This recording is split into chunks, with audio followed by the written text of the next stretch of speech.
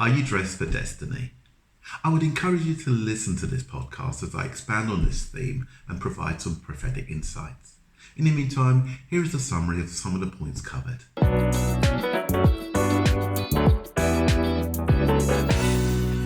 At every level of growth, you have to change what you are wearing.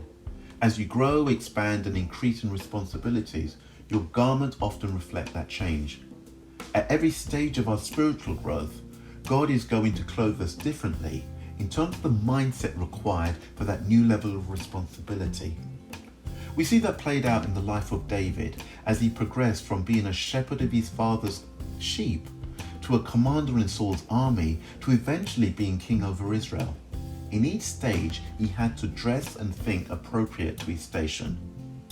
Genesis 41 verse 14 says, "So Pharaoh sent for Joseph, and he was quickly brought from the dungeon. When he had shaved and changed his clothes, he came before Pharaoh." In briefly reviewing the life of Joseph, up until his promotion to being Pharaoh's second in command, we saw that garments played significant roles in each stage of his prophetic journey. The focus of Genesis 37 to 50 is on the life of Joseph. However, according to Genesis 37 verses 1 and 2, the story was about the generation of Jacob, and Joseph understood this. Therefore, it is important for us to see the things that God allows us to go through in light of our role in his redemptive plans. What does garments represent? Garments represent mindset. And prison garments speak of having a mindset that is limited, negative thinking, and lack of vision. Joseph believed the dreams that he received from God, which had not yet been fulfilled as he sat in prison. Therefore, he did not expect to die in prison, and so shaved and changed his clothing when Pharaoh called him. Joseph expected favor from Pharaoh, and likewise, we should expect to receive favor as we stand in the presence of our King of Kings.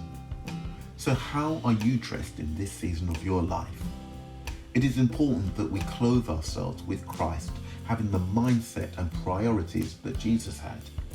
As the Apostle Paul said in Galatians 3 verse 27, "For all of you who were baptized into Christ have clothed yourself with Christ." God's first and foremost calling upon our lives is to conform us into the image of his Son Jesus. The Apostle Peter said it this way, "To this you were called, because Christ suffered for you, leaving you an example that you should follow in his steps." Therefore, ask the Lord to show you how he wants your mind to be dressed in this season.